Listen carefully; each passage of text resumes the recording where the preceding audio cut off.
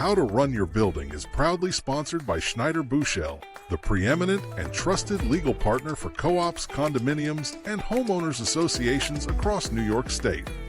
With a team of skilled attorneys and a singular focus on community association law, they tackle everything from high-stakes litigation and contract negotiations to day-to-day legal challenges.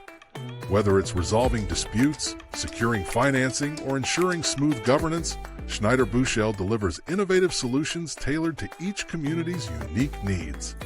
Discover how they can support your board at schneiderbuchel.com. Now, let's dive into the conversation. Welcome to Habitat's Management Series. I'm Emily Myers, and this is one of several roundtable conversations with the executives of leading New York City property management firms. The topic for this discussion is future-proofing in today's market. And I'm delighted to be joined by AJ Rexhepi, CEO of Century Management, Mitchell Slavuter, partner at Delkap Management, and Keith Werny, president of First Service Residential's City Line Management Division. Thank you all so much for being here. Thank you. Well, property management often involves responding to immediate concerns, and with so much that's urgent, leaks, boiler problems or elevator malfunctions, long-term planning can take a back seat. But it's often that very planning, whether it's strategic capital projects, budgeting, or staying on top of compliance, that helps prevent or lessen these crises in the first place. We'll explore these topics and more and take a look at some specific examples. But first, AJ, at Century Management, when you consider future-proofing, what's the priority for you? For me, it goes hand in hand with not only exploring the technologies that's going to future-proof the building, but also save the building money in regard of efficiencies and energy consumption. The two topics in my mind go hand in hand. Yeah, because of course, energy efficiency with Local Law 97 and the emission caps is a priority for buildings. What misconceptions do you see among boards about what their building can or cannot do? I think the biggest misconception boards have is that they have to replace like for like. They don't think out of the box. They don't hire professional, or they choose to hire professionals that are only looking for like replacements, as opposed to thinking broader, thinking how the building can become more efficient, creating redundancy with equipment, and also investing in the long term. Many boards will look at the lowest cost figure and not look at the payback, whereas sometimes the payback on higher cost projects are actually more beneficial. Okay, so energy efficiency. Keith, the portfolio of First Service Residential's City Line division is primarily condos and co-ops in the outer boroughs. And what do you see as the priority when it comes to future-proofing for these buildings? I like the way how you worded future-proofing, because years ago you made decisions and it was basically for the now, and it would go into the future. Now, I think AJ brought up Local Law 97, you have to plan out to 2050. So future-proofing your building needs to make smart, proactive decisions that are not only going to affect today, but going to affect the future. So you have to partner with your boards to ensure that they understand this and you're making the proper proactive decisions with them going forward. So, I mean, obviously compliance has changed the landscape of property management, if that's what you're hinting at. Yeah, compliance is huge. So when we all started out in the industry, or at least I'll speak for myself 30 years ago, we primarily dealt with window guards, lead paint notices. Fire safety was just at its inception. Local Law 11 just started out. And then we had to focus on permits renewing. That was it. Now it's a multi-million dollar industry, and you've had to evolve over time. So at First Service, at first we had maybe one person with compliance with the manager who was handling it. Then over time, we had general counsel overseeing the compliance department because there's exposure and risk there. Then we were the first company, I believe, to work with Site Comply when they were building out their program, which is an amazing program that helps the managers and the compliance departments of the management companies to be able to see real time when violations come in, when permits come in, to get hit with emails. Because again, the exposure is getting greater and greater and greater. Now, every day, there seems to be a new local law So what we've done, which is a little bit unique, we have all of our buildings have to opt into site comply in getting the reports. And we created a relationship with Cohen Hockman, who is a compliance attorney. So that when it gets past the point of just being notified, if you have to go to court, basically the cost of one violation is our cost for the annual fee for our buildings to be part of it. So that way they'll have a peace of mind and protection that if it has to go to court, they have the ability to have that protection. So it's another layer. So we have so many different layers involved here. And it's really hard, for the smaller management companies, because they generally don't have the same resource. It's not their fault. It's just the reality of our business. So an example of this is we took over a 500 unit building in the Riverdale, Bronx area. When we took it over, it had well over 100 violations. Their fines were through the roof, and we had to come up with a plan of, all right, how are we going to handle this? And what we wound up doing is working with Site Comply, getting the report, looking at the violations. As you brought up low-hanging fruit before, we addressed the low-hanging fruit, and then we determined where we needed Cohen Hockman involved in order to go into court and try to reduce the fines that we didn't have a choice with dealing with. So all they had to do with us is pay for their retainer fee, which was minimal, would have cost them tens of thousands of dollars if they had to hire an attorney, and then having a strategic plan going forward and addressing these one by one. I can tell you we're still working on it, but we've made progress. But if you don't have that plan, it's going to be tough. And that's going to tie into insurance too soon. And I'll talk about that maybe later. Before we get to that, Mitchell, perhaps you can just share what Delkap management sees as the best way to set buildings up for the future. We've talked about, this compliance landscape changing. I'm sure that's a priority for you too. Sure. Yeah. So I think it's no secret that the market and the space is changing and the requirements and so on. So similarly, to piggyback off of what both AJ and Keith had said, I think that technology is going to be more and more important, and staying ahead of the curve and learning how to be more efficient on behalf of the buildings that you're managing. I also think that transparency is going to become more and more important as well. People are creatures of habit, and so change is not easy for most. And so getting adapted to new local law projects that are going to be a requirement, getting adapted to having to spend, in some cases, $1 today to save $5 tomorrow is very important, but it's difficult for some people to wrap their heads around that. And so I think that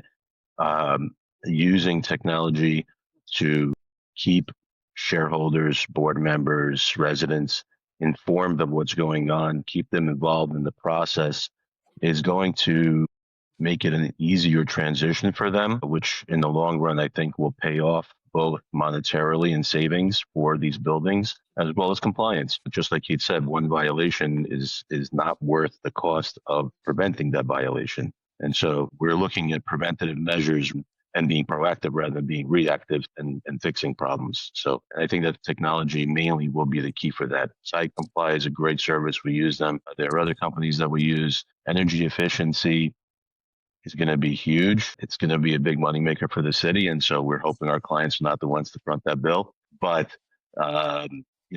creating efficiencies by providing technology to prevent waste of energy, heating expenses, water leaks, and so on and so forth, which, $1 here, $1 there, at the end of the month, it adds up to a lot of money. And so we're implementing as many of these positive changes for our clients to help them in the long run. Yeah, so technology is obviously has a broad range, but from what I'm sensing, you're talking about really the software that can make boilers more efficient, but also sort of management software. Keith mentioned Site Comply and having that sort of data pool so that you are on top of where a building stands in terms of its violations and report filing for these compliance issues. Is that what you're talking about? Yeah. So Site Comply is definitely one of the services that we use. We do have our own internal website technology that we built as it's proprietary for our company to provide certain transparencies for shareholders where they can be informed on what's going on at all times. They don't need to call a property manager or call their back office to find out what's happening. They can simply log in on a cell phone or desktop and see for themselves 24 hours a day, 7 days a week. And it creates ease of mind for them, making sure that we're receptive and responsive to any work orders that people need done. Accidents happen. A neighbor over flooded their tub and it leaked 3 floors down. You got to be able to handle situations quickly and efficiently. And so besides iComply, yes, we have our own proprietary software that we use. We partner with different vendors, whether it's energy efficiency companies, whether it's legal firms. Unfortunately, in this business, buildings will get violations. Companies like Jack Jaffa are very good and popular in the space to help. So we are working with a number of different vendors in this space that are very good, top of their game. Our job, I see it, is almost as being a conductor and making sure that all the players in your orchestra are doing their job efficiently and smoothly. Yeah. I mean, of course, sort of primary goal is to help a board avoid any financial shocks. Perhaps, AJ, do you want to talk to the sort of strategy there for buildings? To go to what Keith said, when we first got into the business, we were limited in a lot of different ways, but also the requirements were far less than what we're looking at today. Today, even the most antiquated buildings have the ability to use services that can help them become more efficient, that can help them not only energy efficiency, avoid energy waste. Keith mentioned the compliance aspect. We're working with companies as well, and I'm sure Keith and Mitchell are as well, with parity, with Runwise, to try and make the buildings more efficient with the technology that they have or the equipment that they have. For the buildings, the smaller buildings that are pre-war that can't afford or don't need a BMS system, we're working with a small company called Super Alert, and through sensors that basically monitor vibration and temperature, they've been able to determine that our water heaters were set too high and too low at set points. So they've been able to modify those set points where we're not wasting hot water. We're not when a pump is about to go or starts to falter, we're able to alert our super by phone and text that there's something wrong with your hot water heaters or your boilers or your pumps. He gets to it before your residents find out, and that's the key. It's about creating not only the ability to make the building more efficient, but to make your staff more efficient so that they're getting to problems before the residents even know about it. Yeah, I mean, you mentioned Parity and Runwise, and they obviously offer these services where they offer sensor-based technologies to improve operational efficiency, and, as you pointed out, preventing those costly accidents or incidents where there's a leak, or, water sensors, that kind of thing. Actually, AJ, I understand you're working with an Upper West Side pre-war co-op with a one-pipe system, notoriously sort of limited in its efficiency and a tight budget, preparing for the future with energy efficiency upgrades. What approach are they taking? So they've kind of had their eyes opened, unfortunately, through some harsh realities. This is a building that is notoriously run a deficit, has supplemented their common charges via apartment sales, and they're starting to run out of apartments to sell. And what we said to them is, look, you're still on oil, despite bleeding with them for 20 years to switch over to gas. Your building's extremely inefficient. It's time for something drastic. It's a more expensive project, but essentially they are right now specifying a project to remove their old antiquated boiler, remove their oil tank, and go with a heat pump hot water system. Put in electric. They're called ice air boxes. They're almost like a PTAC unit, but they're all electric. They run to the residents' circuit breakers, and they're fairly minimal in terms of maintenance. It just needs a drain line and a vent on the exterior. And the payback isn't too bad. If it wasn't for the electrical upgrade, which is going to need to be done anyway by 2050, as Keith alluded to earlier, it has a real payback. It turns a pre-war building into an energy efficient, now heating and cooling building all of a sudden, making the apartments more valuable. And it takes off a major set of costs from the building. It takes away the boiler maintenance, boiler repairs. It takes away the oil costs. It takes away the leaks from the radiators and the leak repairs involved with those radiators. And then, among other things, it takes away the headaches that come with those leaks for the staff, the residents, and the board. So what perhaps are the lessons for boards to take away from this example? I suppose it's that the investment will be worth it. It might be painful, but it is worth it. I mean, what's the cost? To me, any project today, given where technology is advanced to, you need a boiler replacement. You shouldn't just be replacing a boiler, like for like. Most of our boilers were set up for coal burning, not even oil or gas burning in our older buildings. Now, you should be meeting with an engineer that's looking out of the box to make your system as efficient and redundant as possible. Those have significant paybacks. Look, there are still engineers out there that are looking for the low-hanging fruit. They want to get in and out, and they're not thinking out of the box. You have to align yourself with the right professionals. Yeah. Obviously, compliance issues, violations we've touched on, these are all liabilities. And of course, there is an impact on insurance. Keith, within your portfolio, you mentioned a Hudson Heights co-op that struggled with insurance coverage, seeing premiums increase. Can you tell us a bit more about that building and how you navigated this issue for the board? Sure. I just want to go back on, if it's okay, Emily, on one thing AJ said. Mm-hmm. Everything is on point. And also you got to realize too, the state is giving away money now too. So there are so many opportunities available through incentives. And we just had a firm come in and sort of talk to the team about, looking at VFDs, variable frequency drives. You're looking at these sensors that you're putting in. I love that AJ brought up the payback period because it's generally minimal and your goal is to get to electrification. So take advantage of the opportunities. Yeah. Keith, you wanted to mention the incentives that are available. And of course, there's a window in which they're available. We don't know how long they're going to be available for. So buildings should really be taking advantage of them. Oh, 100%. It's available now. The state is very focused on it. You should talk with partnerships with different vendors, making sure that when you're looking at these centers, you're looking at the return on investment with them, what type of savings, what the incentive is. And if you get a return on investment of less than 6 years, generally a home run or a grand slam, and a lot of these are 2 or 3 years. So, really, this is the time. And that goes back to looking to have proactive management and not reactive management. Yeah. Do you want to touch on the building in Hudson Heights with Sure. the insurance, and how you're tackling the insurance? Because the insurance environment is changing. The insurance environment has changed significantly, Emily. And again, we talk about compliance. It used to just be a line item on the budget and it was steady.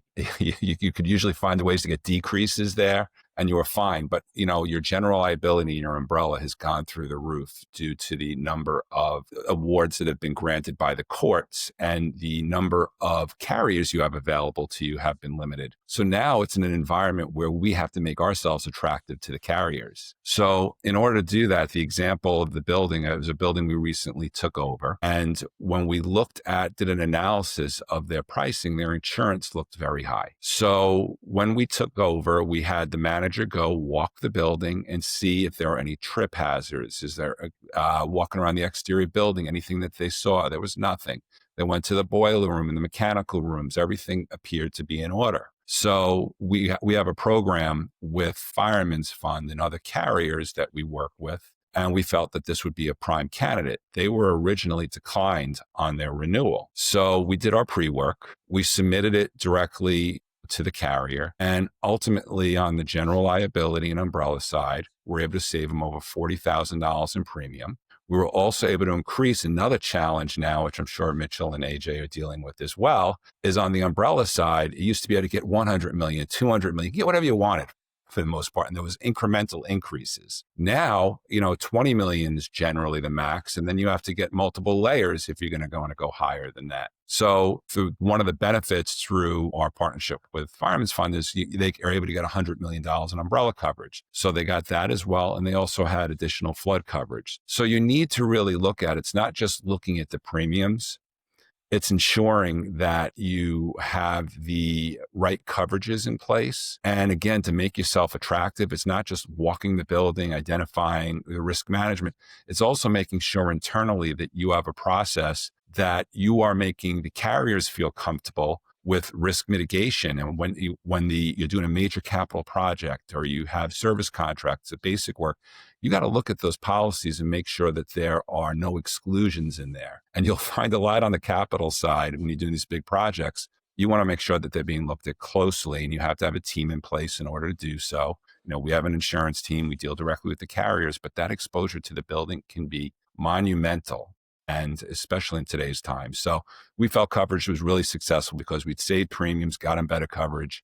And again, they're in the program because they're going to be, doing these other things in order to minimize the risk for the carrier in the building. So just so I fully understand, and so our listeners understand, what you're saying is that they were able to access a program that perhaps isn't available through a traditional broker, but through a relationship that you have, and basically by agreeing to another level of risk mitigation that reduces the carrier's risk, they were able to get the coverage that they needed. Yeah, with this particular carrier, the reason why they're able to remain competitive with their rates is they are very focused on risk mitigation. And if you don't comply, they will remove you from the program. So, but it's such a great program. And that's where I see the industry going as well, because of all these claims. They don't want to make these payouts. They don't have to. So they want to make sure you're doing your job. Yeah. So you got to do your job. You got to do your due diligence. And if you do so, you can better manage. It's not going to stop it, but better manage what's going on with the rates in the industry. So the takeaway for boards here is really to be meticulous about repairs, maintenance, staying on top of compliance and reviewing the contractor's insurance that's coming into the building, because you want to make sure if there is a claim, you minimize the possibility of it going on the building's insurance and it stays on the contractor's insurance. Okay. Mitchell, Delkap took on the management of a 150-unit, 15-story condo earlier this year. What problems did you identify and how have you been able to solve them so that the building is better prepared for what's to come? Yeah, so they've had some serious issues, mainly with some of the vendors that they had on mechanicals for down quite often, more often than necessary. And initially when you take over a new building, I think that it's important to know it's delicate, right? You're not there to make waves and start turning this place upside down. So we wanted to review all of their policies, review all of the relationships that they're working with, and make sure that the vendors are doing the right jobs for them. The issue that they were having with the elevators, as an example, is they were having problems with some of the pulleys and the lines, and so the same repairs we noticed were being done on a quarterly basis, essentially, and this went on for a number of years, and so that obviously is a red flag for us. And so we wanted to bring in a few other people to give second and third opinions and so on and so forth. Ultimately, we found that our suspicions were in fact correct. And the problem that was being reported is not the actual problem. And there was a billing issue at that point for the building. So they were bleeding money and unnecessarily. So that was changed. We had to reposition staffing. They had 24-hour doormen and so on and so forth. We tried to cut back a little bit, maybe go down to 18 hours and provide virtual doormen for remainders to cut costs. They were they're going into doing a local law 11 project, and so they were retaining bids from prior local law 11 projects they had over there. Very expensive. We were able to reach out to certain partnerships that we've had with people that we worked with over the years. We were able to save them significant money. We're talking on a building that size, we've saved them nearly $500,000. It's a lot. And so what it comes down to, what I find when I experience things like this is one building as an example, and this has happened more than once, of course, is I think that eventually, if you are able to provide the right guidance and you have the right relationships that you can use due to the volume that you do, and benefit your clients by able to negotiating better terms for them, obviously without sacrificing any quality. But ultimately, they end up saving a lot of money, and then those resources can then be used for projects that they have either on the docket right now or upcoming, such as these energy efficiency projects that we talked about and so on and so forth. Never ends. The building doesn't last forever. I think that it's always important to know that if you can save a little bit today, that doesn't mean that you go spend it in Vegas. That means that you reinvest it back into your building and stay ahead of the game. Yeah, I mean, obviously, it all comes down to the budget, doesn't it, in many cases? And was there anything with this building that, were there any sources of revenue that they could tap into that Yeah.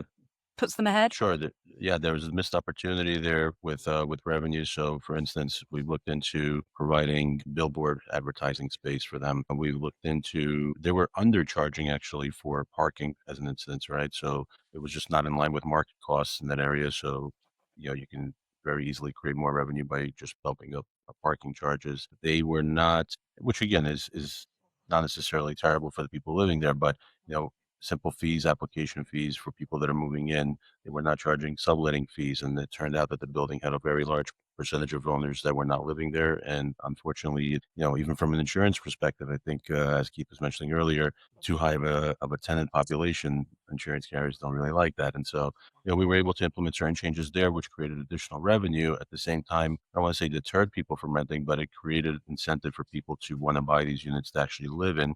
And they ultimately take better care of the building as well. They have a vested interest at that point. So these are just a couple examples. Goodness. So, I mean, perhaps, AJ, do you want to reflect a little bit on, recent changes to the role of management and where we might be headed? I mean, thinking about the future, thinking about the next 5-10 years, how do buildings prepare? It's been a roller coaster. in terms of changes. I can certainly speak for Keith and myself that when we first got into this business, it was about band-aid repairs and keeping costs as low as possible, and just really dealing with what was coming at you in the now. To Keith's earlier point about preparing for 2050, I think any property manager right now has to be working in 10 to 15 year increments with their boards, and boards have to. The days of not putting together reserve studies and capital improvement plans because somebody's worried about being discoverable or being used against you are over. Banks are looking at the minutes very carefully. They're looking to determine whether or not you're deferring costs or deferring capex projects. They're not lending to certain buildings who have either they've deferred capital projects or have violations. The entire market, from insurance to compliance to management, has completely flipped over. And our job is now to prepare boards for that long run. And if you don't know what's coming down the pike, how can you take out a mortgage and know how much money you need? How can you determine what size of an assessment you need? Otherwise, you're just guessing, and you're going to guess wrong. Having the information and putting money aside through either a capital contribution or maintenance collection or whatever, or a combination of all of the above, puts buildings in a position to have a plan for 10 to 15 years out. It allows them to address the capital needs that are required by law. But then if you do that, you can also address the elective needs, doing the hallways, doing the elevators, doing the lobby every 8 to 10 years. In the very least, a refresh of those items, which also affect your property value. So it's all intertwined. And unfortunately, it comes back to that you need to know what's coming down the pike and you need to prepare for it. And if you don't, Yeah. you're not looking at what's happening. Keith, do you have any thoughts on what's at stake for buildings that choose to wait it out rather than act now? It's you're either going to pay now or later. And we were saying before, success is in the prep. And I love that we were talking about being sort of forward thinking here for your boards.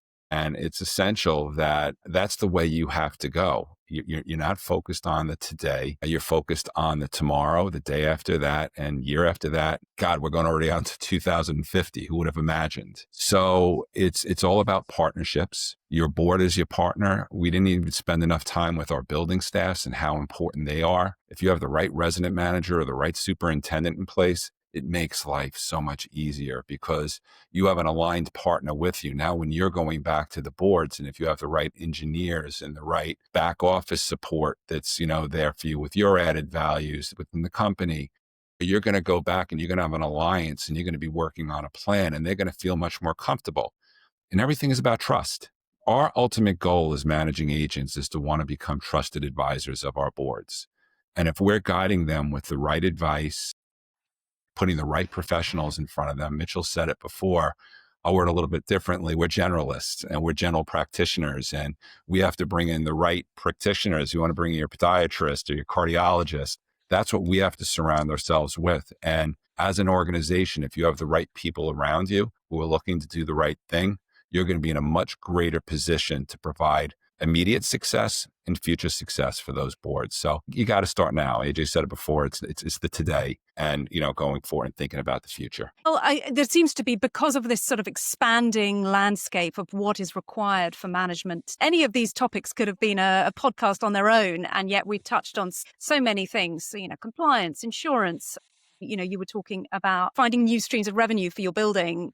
These all fall within the management remit. We rely on technology, then come back to sort of technology to kind of support management. So I do think that technology will absolutely be needed to support management, but I don't think it's a replacement for management. I think that you have to be creative these days. You got to know, as Keith was saying, you don't look at today, you got to look at tomorrow. Perhaps, Keith, do you have thoughts on burnout? I definitely have thoughts on burnout. So things have changed exponentially since COVID, and the work environment of how our board members work, it's generally from home. They're working hybrid work environments, so they're working full time from home. And with that, expectations have changed in how they communicate with their managers.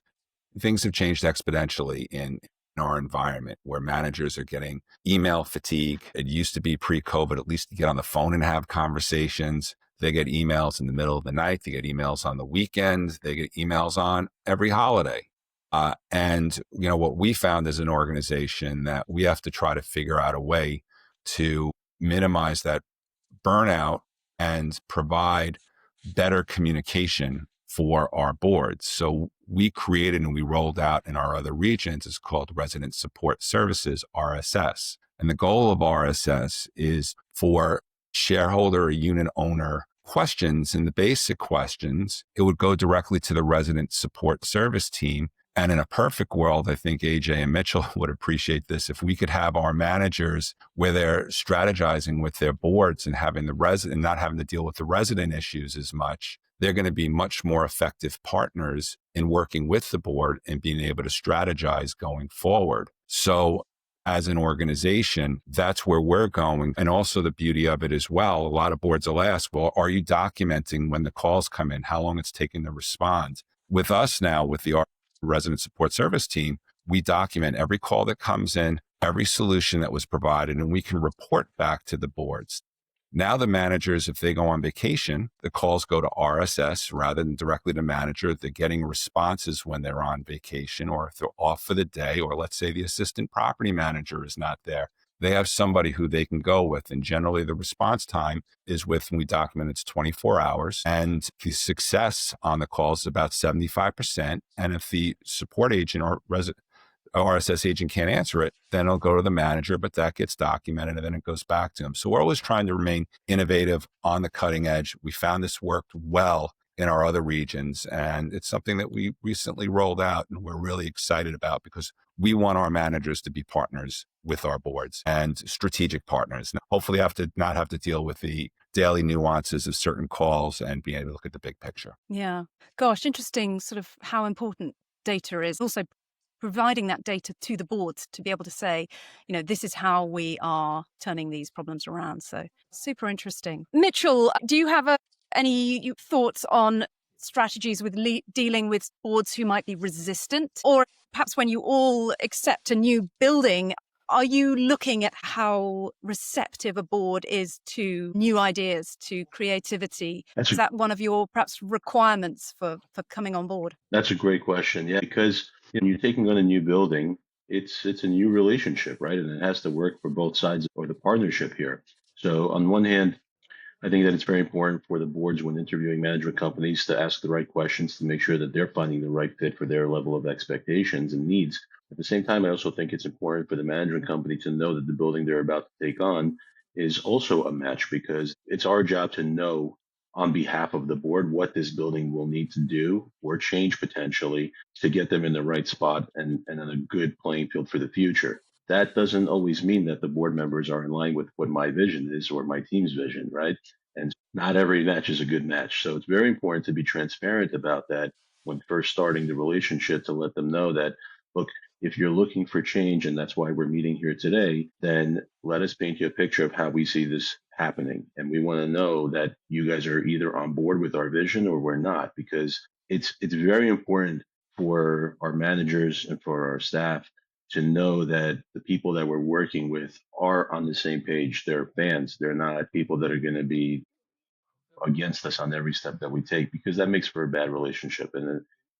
So they might not have the same vision, and that's okay, but it's better to know that up front, right? And so at the same time, you got to know that the people that you're there to help advise, they're not managers, right? They're not in this business. This is not their job. Most of them are volunteers, and which is very admirable. They don't get paid to sit on the board, right? So they're taking time out because generally they care about what's happening with their properties. And so they may have a certain expectation, but the reality of how to get to that goal might take a different path. And so it's just very important that we create transparency. Once we get past that stage and start doing business together, then we also want to give them a fair expectation of what changes to be done over the next month, quarter, semi-annual, annual, and beyond. And we always want to have checkups. Same way you go to see a doctor once a year for a checkup, we want to have checkups with our boards, but more frequently than that. We want to let them know what the successes have been, what the challenges have been, where we've had to pivot and make changes from what our initial projections may have thought to have been. But nothing lasts forever, and markets move. And so changes happen. You have to be able to adapt. But that's where the transparency piece comes into play, because I think that the more transparent that you can be with the board members and keep them involved in the process as much as possible, the easier it is for them to understand the reasons for change or the reasons for a maintenance hike or an assessment or a capital injection, as AJ said, whatever's necessary. If it's necessary, it's necessary, right? It doesn't benefit us to have to tell somebody you got to put up more money. But at the same time, if we don't, then they end up putting up much more money down the road, and that does not look good. So transparency is key, and I think that will not change with or without technology. Again, I think the technology is there to assist it and make it easier for everybody to see and have that transparency. So a combination of both is really what's necessary. AJ, you're nodding there. Any final thoughts as we close out this conversation? I think ultimately, the technology is going to help managers become more efficient. It's going to give buildings more data to for them to become more efficient. But the underlying issue is the increase in expectations, the increase in compliance, the increase in duties, let's call it. There's only a certain finite amount of time. The increase in expectations, as Keith alluded to, we've all seen it. The only adapting management companies have done in the last 20 years is managers went from managing 10, 11 buildings to 9 buildings to 6 buildings. It's going to continue to have to adapt. And unfortunately, boards are going to have to figure that out also, because at the current expectation levels, it's not sustainable, especially when you throw in the amount of capital planning that's required to deal with local law 97, the more stringent local law 11, et cetera, et cetera. Keith hit it on the head when he said, if we didn't have to deal with the resident issues and only dealt with the higher level, management issues, that's a job in of itself. Compliance is now its own industry. Everything we used to do all in have sort of siphoned off and become their own management companies. And what's been forgotten is before all of this, go back to 1990, you didn't get in touch with the manager except by phone, fax, or a letter. Your superintendent or resident manager, to me, the term's interchangeable. My dad was a super in Riverdale for 46 years. They were the star of that show, and they're still very often the highest paid employee of the corporation.